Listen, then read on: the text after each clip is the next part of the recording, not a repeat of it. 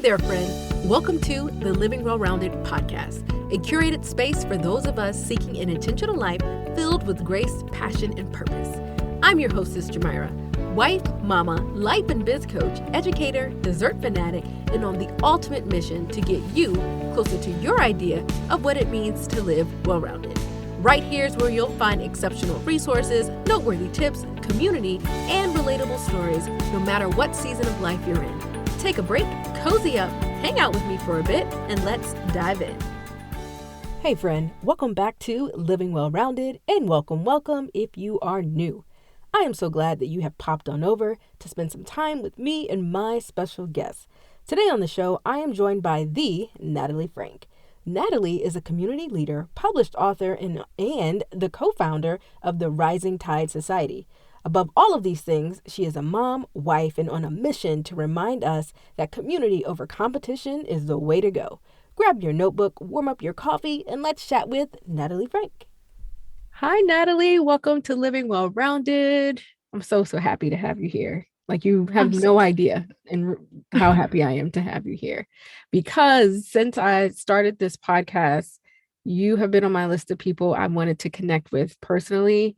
And we're 6 seasons in, and I'm so glad I finally have you to myself. So welcome to the show. How are you doing?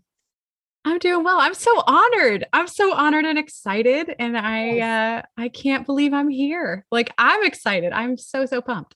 Thank you for that.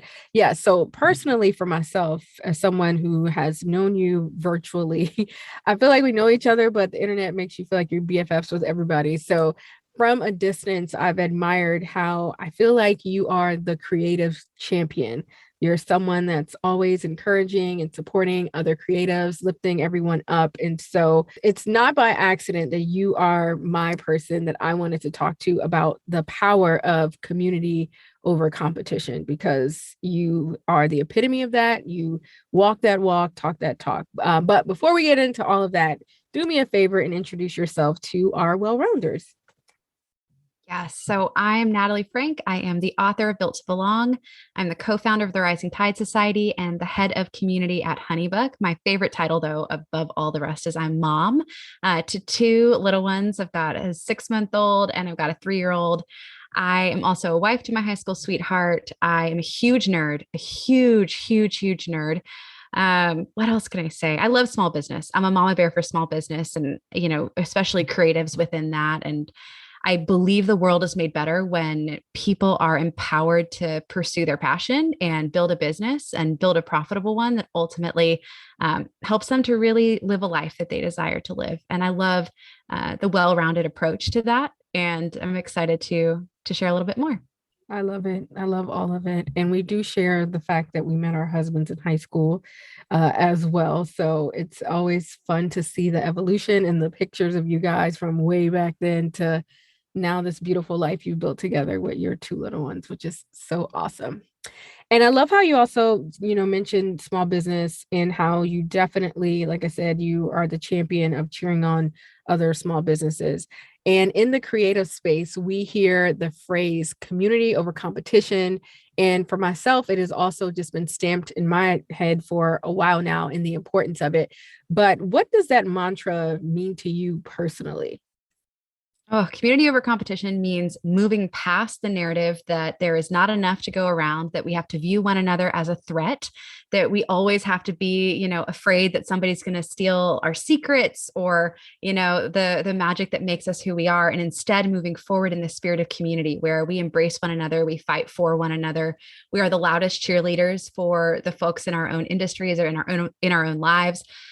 It ultimately acknowledges that, yes, we are going to compete, especially when we talk about small business, we're going to compete. However, we don't have to tear other people down in order to make ourselves higher or better or achieve more in our own right? Like, we can be in a space where we see other people win and we too win alongside them. Life is not a zero-sum game. So community over competition really just kind of puts that in check. It gives a priority to one over the other. It's not saying community and there's no competition. It's saying, hey, we're going to compete, but we're going to put people first, right? Yeah. And that mindset, especially, look, it really does apply to creatives, especially, and small business owners, especially because we are in these hyper competitive environments where that competition can either lead us or it can fuel us. Mm, that is so good. It definitely also just permeates in real life. You know, you see other people winning and doing, and you should use it as fuel, and you should be excited and you should cheer them on, because to me it always says that it's possible. When you see other people doing it, it reminds you that it is possible if you have the right tools and the right people around you, the right positivity and all those things. So I love your definition of community over competition. And personally, as someone who has been an entrepreneur for years, I think 16 almost at this point, you've been in the game for a while as well. What do you believe is the key to running a successful business, but also running your household very well? That's something that a lot of our well-rounders struggle with, trying to run that small business and also run the household like a boss. What advice do you have for someone that may be in that season? Yeah. So first, I'd say chuck the idea of balance out the window. Amen. Don't aim for balance, right? Like I think, at least for me, integration has been the solution to so much of, the struggles that I personally have dealt with when it comes to managing, as we're putting here, like it all. That's my first thing. My second thing I'd recommend is self awareness. You have to know yourself. You have to know yourself, in and out, what your strengths are, what your weaknesses are, what works for me to find that right integration in my own life as a mom of two with ADHD, right? And the life I have, and also the resources that I have at my disposal is going to look different than what it might be for somebody else. So I recommend, really truly knowing yourself, being self-aware. And also the third thing I would leave with is grace. Like truly, you have to give yourself grace as you're figuring out what this integration looks like for you, how you're going to navigate work and life, family and professional development, all of those things in one. You're not going to get it right the first time. You're not going to even get it right the second time. It takes a Mhm. while, at least it did for me, to kind of chart that course. But if you give yourself grace and you look at each step towards improving that integration as an opportunity to grow, you're not going to just give up or want to throw in the towel or immediately go into panic mode when things don't align the way that you hoped. You know that tomorrow is always coming. There's always another chance to kind of rework that game plan or get feedback from your partner, or, just change how you're operating. It's not something that has to remain set in stone. So when you give yourself grace, it allows for that room, allows for that space so that, you don't feel stuck. You don't end up too hard on yourself, and you're able Mhm. to navigate and change and grow as your responsibilities do, whether that's in the household or in your business. I love it. Grace, grace, grace. We have to grant ourselves grace each and every day. And if we are blessed to see another day, you can always hit reset and start over. There are no rules to this thing. And no one has the ultimate playbook. So just hit reset and figure it out as we navigate life. So I love that. And what is something that you wish you would have known early on in the game when you were starting your small business and jumping into this crazy world of being a creative and an entrepreneur? All right, this is going to be a hot take. This might be slightly unpopular advice, but I have to say it because it's the truth and it's honest, and it's also a little bit I don't know. I'm just going to say what I'm going to say. I wish I knew that I could raise my prices. It Amen. sounds like such a simple thing. It's like, well, how did you not know, Nat? Like, how did you not know you can raise your prices? But I wish I had known the reality that there is a buyer at every price point. For any given item, there is a buyer. So even though maybe I wouldn't have paid that much for something, or I couldn't have afforded something, it doesn't mean that there's not a buyer out there who would pay for that or could afford that and wouldn't even give it a second thought. And I'll give you an example here. And this, I just wish I knew this earlier. Paperweights. I've never owned a paperweight in my entire life. I have no interest in owning a paperweight. If I wanted one, I would walk outside and pick up a rock, or, my 3-year-old has plenty of rocks sprinkled throughout the house. So I just find one of the rocks that Huey left somewhere in the house. I'd rinse it off. I'd put it on top of my papers, DIY, $0. Didn't Done. spend anything on this paperweight. Okay. But Tiffany and Co. right now has a paperweight on their website for over $200 right now. And it's a silver stone. It's just a rock, okay, made of silver. You see where I'm going with this? I see The most expensive paperweight, tens of thousands of dollars. Okay. Like, yes, it was kind of this exclusive situation, but nonetheless, somebody paid over 10 grand for a paperweight. My point being, there is a buyer and nearly every given price point within a market. And it doesn't mean that you can immediately just raise your prices overnight to, 10x what you're charging today and have a sustainable business. No, that's not what I'm saying. Please don't go do that and be like, Natalie Franke said it would be possible. But what it does mean is don't undersell yourself. Don't bet less on you, bet more on you, lean in, do the research, figure out what gap in that wide market you want to own and penetrate, right? And go for it. And don't hold back because you're afraid or you think you're not worth it, or that one time somebody said one critique about you or your brand or your business that just keeps you from leaning in and embracing, your superpowers. Like, own it. You are worth it. Charge more. I will say to you, I can say this as a generalization. Most women don't charge enough. Right. We did a gender pay gap report at Honeybook maybe 2-3 years ago. We analyzed 200,000 invoices, and we found that amongst creative professionals, women with the same level of education for the same type of project were charging significantly less than their male counterparts. And what this means is that ultimately we aren't even valuing our work as much as we should. We have whatever it is, whether it's the world telling us not to charge more, our own insecurities, you name it. But the truth is we're not charging enough. So if you are a woman listening to this, I just want to affirm for you, raise your prices. Just call a friend right now, make them hold you accountable. Say, I don't think I'm charging enough. This is where community over competition, by the way, means profitability. This is where it means we raise the tide. It means you call up somebody that does what you do and you say, hey, look, we're going to eliminate pricing secrecy. We're going in on pricing transparency. Here's what I am charging. Feedback. Like, what do you think? Is this in the ballpark? Am I underpricing this? Should I increase the service here? Is there another strategy I don't know about? When we stop looking at each other as competitors, we start seeing the opportunity to share that knowledge with one another, right? Then we stop seeing women charge less than their male counterparts for the exact same service or product. Wow. So anyway, sorry, I didn't mean to loop community over competition back in, but it does. This is where the rubber hits the road. Charge more, charge what you're worth, and do it unapologetically. I feel like I was just in church and you were just preaching and preaching to me and the listeners, because it's interesting. My clients, when I work with clients in one-on-one, I find that they're not charging enough and they're terrified to do it. But I'm like, there are other people in the same market doing the same thing. And most of the time, not even doing the quality of work that you're doing. And they're charging way more. And you're sitting here trying to figure out how you can scale, do less events, and spend the time with your family, but you're afraid to just take a leap. I'm not even gonna say a leap of faith. It's just take the next step, because it just needs to happen and it will work out, because again, other people are doing it and most likely you're more talented. So I know you just blessed somebody with what you just said, because a lot of us women, a lot of us creatives, we're not charging enough at all. Right. So good. And so how can one embrace the idea of community over competition when most of us creatives are working solo and we don't have the support around us? We are working with our head down. We do feel like there are people that are competitors. So how can you just kind of throw those ideas out the window and embrace this culture of community over competition? Oh, all right. A lot of advice here. I'll try to hit as much as I can. First, I want to say being an independent business owner doesn't mean you have to do it alone.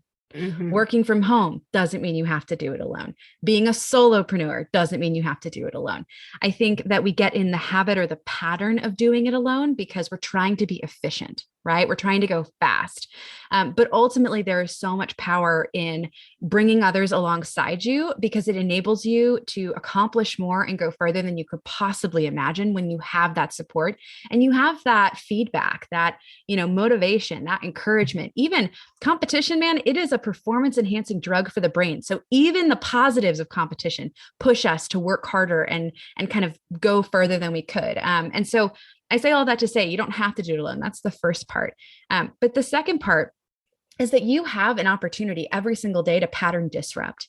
So if you're in a cycle of doing it solo, you could start right now disrupting that pattern of behavior and stepping in to doing it with just one other person. You have a phone most likely in your hand or in your pocket that is a gateway to the entire world. There is somebody out there doing exactly what you want to do. Go out and find them. Reach out to them, make that connection. Don't be afraid of the rejection. Expect to send 10, 15 DMs or text messages before you find that one that says, hey, yeah, let's connect. I want to chat with you. But also lean into existing relationships. You might be surprised that there are folks all around you right now that if just offered the opportunity would go in deeper with you in this season of life. That can be on the personal or the professional side of things. I think the more that you start stepping out of that comfort zone, you start disrupting those patterns of, just doing it solo, trying to be as efficient as possible, not getting out from behind the screen or even leaning into digital connection in a meaningful way. The easier it gets, right? The more comfortable you become with it. And again, I think too, a lot of people don't do it because we have these fears. We have fear of judgment. We have fear of rejection. We have fear of, nobody ever saying yes. And ultimately us being in the same place that we were yesterday, where we're feeling alone. But I can promise you this, if you don't change, you will still be alone tomorrow. If you don't change, you're still going to feel lonely a week from now. If you take that step and you start reaching out, it doesn't have to be some massive meetup that you attend or a conference with 1,000 people. It can be a coffee date one-on-one. It can be a, Zoom happy hour. It can be showing up to a small Rising Tide Society meetup. But whatever it is, just start. Take one step at a time. And I always say community begins one conversation, one relationship at a time. So start there, build from there, and come back to me in 6 months and tell me how it went for you. I love that. And you have to start somewhere, and that one conversation can change your life and also just be a gateway to other people, other resources, and all the things and puzzle pieces that you need in order to build a strong business, a strong foundation, and all of that. So that is so, so good. And you made me think about having mentors and colleagues and people that we may admire that may be where we are or strive to be, or someone who's built a business that we admire. And so when you think of mentors and colleagues, is there someone that you feel epitomizes the idea of community over competition? Oh, this is a good question. I think that in each industry or field that I've been in, there have been several people that have been this for me. So for example, in writing my first book, I had no idea what I was doing. None. And I had no credibility in that space or industry. To say I was a small fish in a big pond is an understatement. I was a grain of sand on the largest beach in the world. No way. Under truly, but you have to hear me out. Especially before I had even written the book, I had nothing to offer. And yet, I think about people like Antonio Neves. I think about people like Jess Ekstrom, Mary Morantz, people who shared so openly with me about the publishing process, about what to expect when coming out the gate with my book. Whereas there were a lot of other authors that either, didn't want to share that knowledge, kind of would prefer to gatekeep some of that. That just wasn't the case for those three in particular, and I've seen that in each industry, right? In the photography industry, I've found that in, other spaces in the tech and community world. Douglas Atkin of Airbnb, I'll never forget getting to chat with him about how he built Airbnb's community, like month one at Honeybook, and just the wealth of knowledge that he was willing to share about mobilizing people and the political change that Airbnb has activated in certain countries and cities around the world just by community, just through, having a bunch of hosts in one space, and how him being so open about that knowledge and information. CMX is another community with folks that are very similar in that mindset. So yeah, there've been a lot of mentors along the way, a lot of colleagues that have really been where I desired to be and helped me to step into that next season. And then I also see people doing that right now, like every single day. I see people like Chip Dizard, who I just started following him on TikTok, constant knowledge, support, encouragement all day, every day. I see that in Caitlin James and how she has empowered an entire community of photographers to learn by actually removing the curtain behind how she runs her business. And she actually takes them behind the scenes of every wedding and session and shows you when she makes mistakes, right? So like that to me is living out that mindset of I'm going to teach other people what I know. I don't feel threatened by them because I know that what's meant for me will always be meant for me. But if I can empower somebody else to get what's meant for them using the gifts and talents that God gave them, like I'm going to do it. And so I've seen that even now, you know, from people that every single day are stepping out to live this idea in their own way through their own unique offerings.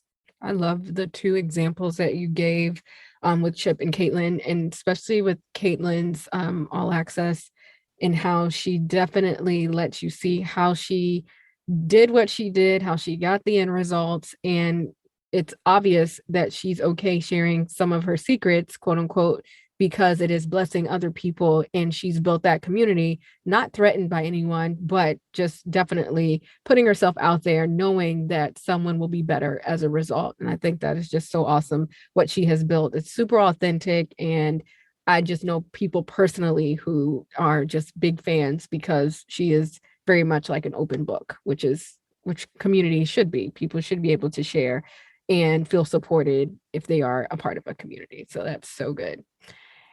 And so what advice would you give someone that may be struggling personally or professionally as it relates to trying to do everything on their own? We kind of talked about this a little bit earlier, but there is someone out there listening. They're juggling all the things. They feel like they are alone as a small business owner and trying to figure it out. So what kind of advice would you give someone that may be in that particular season?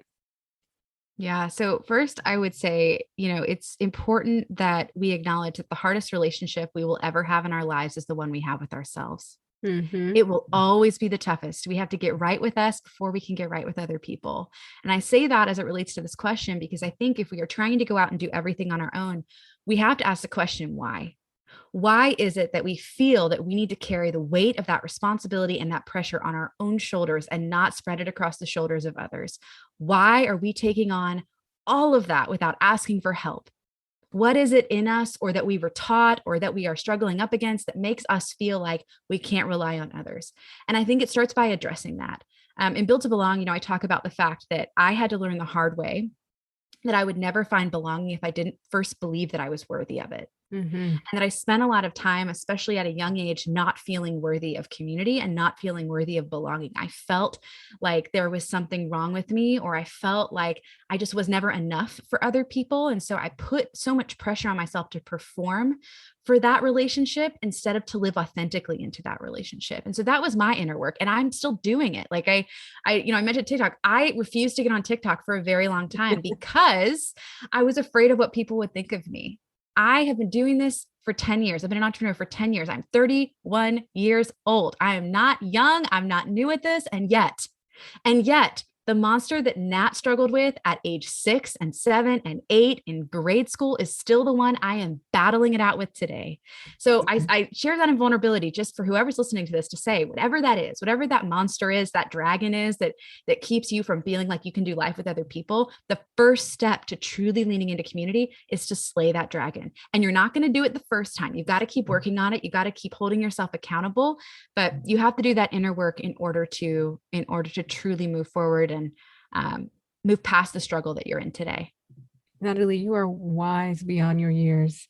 Like, seriously, you just dropped so many gems, and you're so passionate about this idea of community over competition. And like I said, you walk the walk, you talk the talk. You are a mentor to thousands of people, you know, at this point. And you say you're not young, you're young. To be 31 again, yay, that would be great. But you even at this age, I get excited for you and what is to come, because you've already done so much and left a major impact in this industry, and you're just getting started. And when you mentioned your book and whatnot, is so many amazing gems within the book. It definitely is something. Your book has been a conversation amongst my friends and I, because there's so many, it's so much advice in there. And again, I love books and people who are authentic and that can share openly. And you do that, you know, every single day with how you show up. So just needed to throw that in there, that yes, you are impacting a lot of people on this journey, people you don't even see or hear from, but we're paying attention to you and what you're doing, by the way. And another question I have for you, which I like to ask a lot of my listeners, is we do not believe in the word balance over here, not at all. We do believe in living well-rounded. And so I want to know what your definition of living well-rounded is. I believe living well-rounded means living a life that I'm getting like a little emotional. I think it's living a life that allows you to be the person that God created you to be. And I think that is going to look different for every single human being. And so, I think maybe why I'm sorry, why I'm Oh, tearing up a little bit is because there's so many aspects of my life that have brought me such joy that I never thought I would be able to have, specifically my children. And living well-rounded means honoring the miracles of their lives and being the best that I can. Um, not just as an entrepreneur or in my professional pursuits, but every single day when I show up as their mom. It doesn't mean getting it perfect, but it means showing up with integrity and just doing the best that I can, and hope that, the choices that we make every single day are going to lead to a life that's better for them. So I guess to me, that's what it means. It's becoming the person that God created me to be and doing my best to live into that. I think that's probably one of the best definitions to date. We're almost 100 episodes in, and I love, love, love, love it because it's a reminder to people that we cannot take our blessings for granted, and we have a choice every day to change things up, to shift things so that we can do more of the things we love and to create more joy, which is a word you used early on, is that we have the permission to allow space for more joy and not work so hard, hustle, hustle, hustle when this life is way too short. So definitely hope someone, was able to take something from that. And so, Natalie, what are you most looking forward to in this next season of your life? Ooh, all right. I'll let you in on a spoiler, something I haven't announced All right. anywhere at all. I'm writing my second book. No way. Yes, I'm working That's with so the same exciting. publisher, Worthy. I'm writing my second book.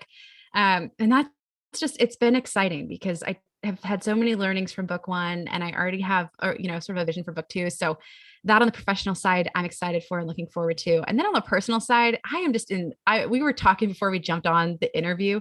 I'm loving this season with the kids, like Mhm. infant and toddler, but especially my 3-year-old. I know the threes are tough, but I have such a quirky, creative little boy on my hands. And I think I'm just looking forward to this season of watching him grow into his personality and doing my best to, guard his soft emotional side that I love so much. So I that's love that's it. what I'm excited about. And I love how you speak of all these things with the biggest smile on your face, which means that, you're going to do great with book number 2 because book number 1 was awesome.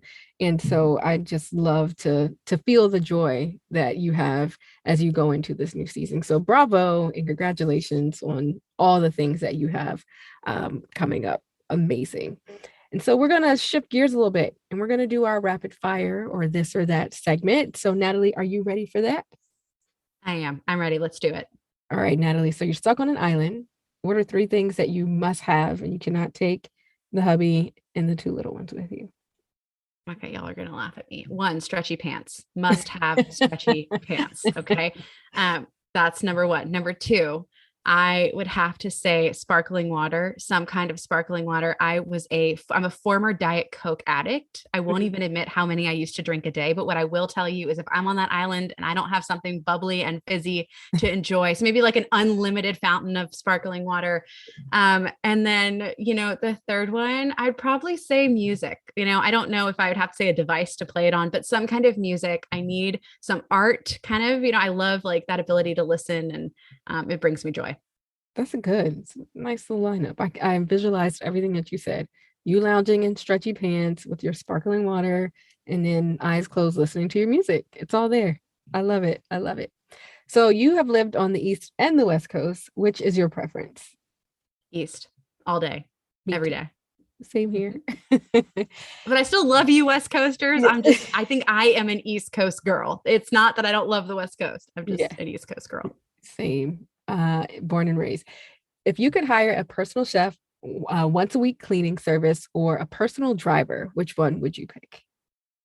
Oh, personal chef, hands down.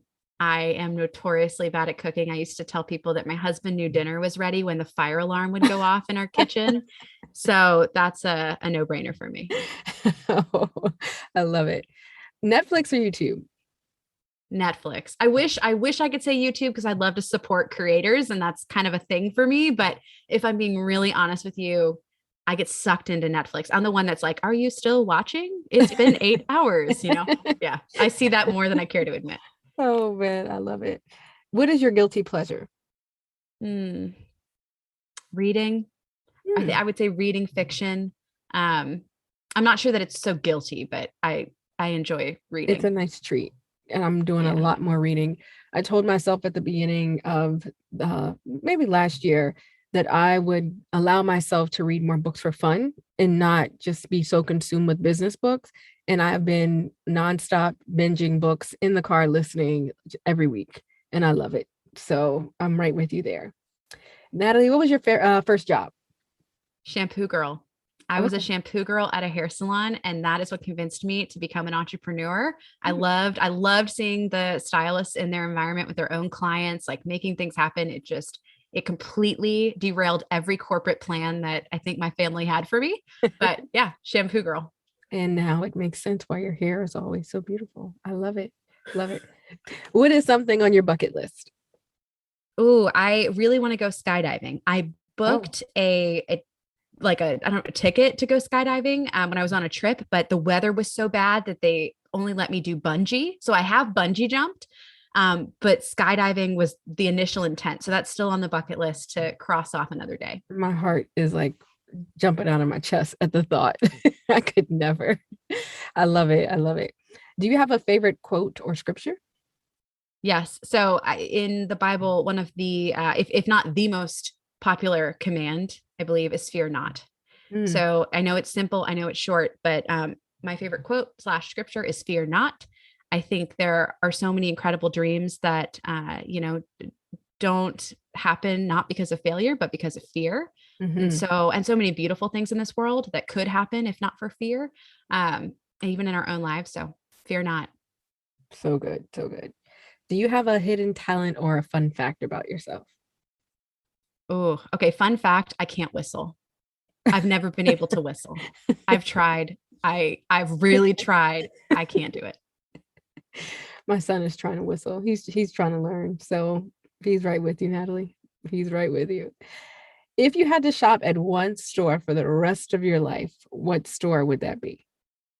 Oh, okay. So first, I would say I would probably pick a small business, but there are a lot locally. And if I pick one, I don't want to upset all the others. So I'm going to take a safer route. Good for you. Um, yeah, I think I would say in this season of life, I'm digging the loft. I'm Hmm, digging in Taylor Loft.